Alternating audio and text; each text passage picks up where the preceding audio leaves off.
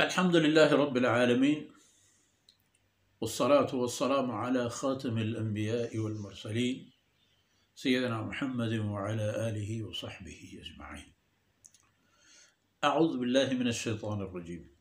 أفرأيت الذي تولى وأعطى قليلا وأكدى أعنده علم الغيب فهو يرى أم لم ينبأ بما في صحف موسى وإبراهيم الذي وفى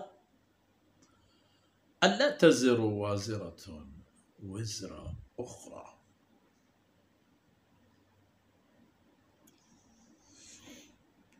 وأن ليس للإنسان إلا ما سعى.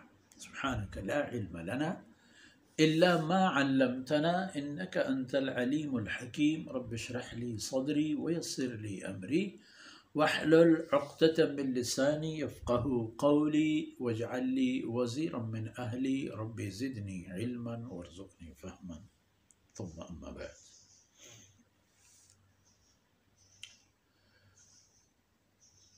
گرامی قدر بھائیوں، بہنوں اور پیارے بچوں،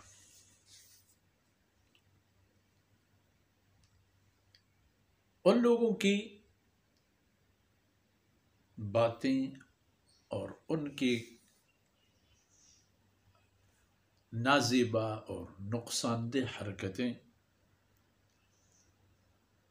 ان آیتوں کے موضوعات ہیں. نقصان دہ ہیں ان کے اپنے لیے، اپنی ذات کے لیے. قریش کے نامور لوگوں میں سے ایک مشرک تھا، ولید ابن مغیرہ، جو بعد میں بہت بڑا دشمن بن گیا اللہ اور اس کے رسول کا، اور اسی نحوست کا شکار ہوا اور انجام بھی برا ہوا اس کا. اس بدبخت انسان نے پہلے تو اسلام قبول کیا، آپ صلی اللہ علیہ وسلم پر ایمان لے آیا اور آپ صلی اللہ علیہ وسلم کی اتباع بھی کی، مگر قوم کی طعنہ نہیں سہ سکا اور برداشت نہیں کر سکا، اور لوگوں کے طعن و تشنیع کی بنیاد پر یہ دوبارہ مرتد ہو گیا. ولید ابن مغیرہ، اسے پوچھا گیا کہ کیوں اسلام قبول کیا؟ اس نے کہا بھئی اسلام میں نے اس لیے قبول کیا تاکہ آخرت کے عذاب سے بچ جاؤں، جہنم سے بچوں اور اللہ کی گرفت سے بچوں. طعن و تشنیع بہت آ گئی اس پر، اور آخر میں ایک نے سینہ تان کر ان سے کہا کہ آپ اپنے مال سے کچھ حصہ مجھے دے دیں، قیامت کے دن تمہاری جتنے بھی عذاب ہوں گے میں اپنے سر پر لوں گا. کیوں گھبراتے ہو؟ اور ایک معمولی سی بنیاد پر، بہانے پر آپ جیسے لوگ مسلمان ہو جاتے ہیں. بالآخر یہ برداشت نہیں کر سکا اور پھر آپ صلی اللہ علیہ وسلم کی عداوت میں بہت آگے بھی چلا گیا. اتنے کہ ان کی نحوستوں کی باتیں قرآن کریم میں آ گئیں. افرأیت الذی تولی، کیا دیکھا آپ نے اس آدمی کو جس نے اسلام قبول کرنے اور اسلام میں آنے کے بعد اس سے برگشتہ اور منحرف ہو گیا. وَأَعْطَى قَلِيلًا، اور اپنے مال کا کچھ حصہ دے دیا تاکہ جس آدمی نے ان کو الو بنایا جدید دور کی، ان لوگوں کی بات میں آ کر کے اور بن بھی گیا تھا بیوقوف، اور کچھ مال دے دیا تھا، مگر انہوں نے جب مزید مال کا مطالبہ کیا تو انہوں نے نہیں، اور نہیں دوں گا، زیادہ نہیں دوں گا. ان کو تو مال ہڑپ کرنا تھا، وہ بھی کر گئے جو کچھ ان کو کرنا تھا. اعطا قلیلا واکدا، کچھ مال دے دی اور بقیہ کے لیے بخل کیا. فرماتے ہیں اعنده علم الغیب، کیا اس کے پاس علم غیب ہے اور وہ دیکھ لیتا ہے اور جانتا ہے کہ جو کچھ وہ کر رہا ہے وہ خیر ہے؟ دراصل یہ باتیں اور یہ اعمال سوسائٹی کے اندر موجود طرز فکر کی بنیاد پر سامنے آتی ہیں، اور قرآن کریم کا مقصد ان احمقانہ سوچ اور طرز فکر کو تبدیل کرنا ہے، جگانا اور بیدار کر دینا ہے، تاکہ لوگ اخروی تباہیوں سے بچ سکیں۔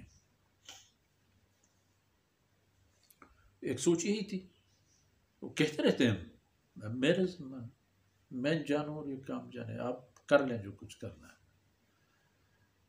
فرمایا کہ ام لم ينبأ بما فی صحف موسیٰ، کیا اسے نہیں بتایا گیا تھا، اسے باخبر نہیں کر دیا گیا تھا کہ سیدنا موسیٰ علیہ السلام پر نازل شدہ اجزاء میں اور اللہ کی کتاب اور رسالوں میں کیا لکھا ہے؟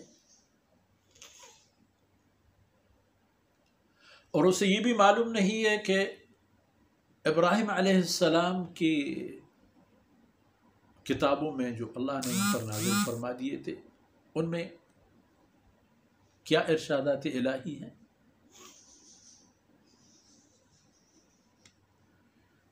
ابراہیم، کون سا ابراہیم؟ الذی وفا، وہ ابراہیم کی جس نے اللہ کے ساتھ اپنا ہر قول و وعدہ بہترین انداز میں نبھایا، عہد و پیمان جو اللہ کے اس کے ساتھ بھرپور انداز میں۔ وہ بات کیا تھی؟ صحف موسیٰ اور ابراہیم میں کیا بات تھی جو اسے خبر نہیں ملی تھی، جس کے بارے میں ان کو پتہ نہیں تھا؟ اللہ تزر وازرۃ وزر اخرى، ان کتابوں میں، ان نبیوں میں یہ بات آئی تھی۔ یہ بات کوئی نئی بات نہیں ہے، ایک جدید نظام میں تو ایک اتنی سی خوبی ہونی چاہیے کہ جو اپنے قوانین کے اعتبار میں جاندار اور پائیدار ہو اور سوسائٹی کو قابو کر سکے۔ یہ اسلام میں موجود ہے، مگر یہ باتیں کہ آدمی آ کر کہتا ہے کہ اپنے مال میں سے کچھ مجھے دے دو، باقی میں جانوں قیامت کے دن، اور آپ کی یہ گناہ جانے، میں جہنم جاؤں گا مگر آپ کو جانے نہیں دوں گا، وغیرہ وغیرہ۔ فرمایا موسیٰ اور ابراہیم کی کتابوں میں بھی یہ بات ہے کہ اللہ تزر وازرۃ وزر اخرى، کہ کوئی بھی بوجھ اٹھانے والا کسی اور کا بوجھ نہیں اٹھا پائے گا، نہیں اٹھا سکے گا اور نہیں اٹھائے گا بھی۔ ایک تو اس کو اجازت نہیں ہوگی، اور دوسری بات یہ ہوگی کہ وہ خود اپنے بوجھ تلے اتنا اور ایسا دبا ہوا ہوگا کہ اسے کہاں فرصت ملے گی کہ ولید بن مغیرہ کی بھی بوجھ اپنے کندھوں پہ اٹھائے، وہ تو پہلے سے خود جہنمی ہوگا۔ تو اس کے لیے کیا بچاؤ کی ترتیب اور سامان پیدا کرے؟ فرمایا یہ باتیں ان تک نہیں پہنچی تھی، اگر نہیں پہنچی تھی تو وہ باتیں اب امت کو پہنچی ہیں، اس طرز فکر کی تمام افکار اور افراد تک یہ باتیں آ گئی ہیں۔ سب سوچ لیں، دیکھ لیں، اللہ تزر وازرۃ وزر اخرى، کوئی بوجھ اٹھانے والا کسی دوسرے کا بوجھ نہیں اٹھائے گا۔ تو بہتر ہے کہ اپنا بوجھ خود اٹھاؤ، نیکیوں میں مگن رہو، اللہ کی طاعت و بندگی کو شیوہ بناؤ، توحید کا علم بردار رہو، رسول اللہ صلی اللہ علیہ وسلم کی نبوت و ختم نبوت پر ایمان لاؤ، شریعت الہی کو تھام کر زندگی گزارو، تو اس دنیا اور اس دنیا میں کامیاب ہو جاؤ گے۔ اور جو کچھ یہ فرضی باتیں ہیں، ان میں سے قیامت کے دن کچھ بھی نہیں ہوگا وہی جو اللہ کے رسول نے فرمایا ہے۔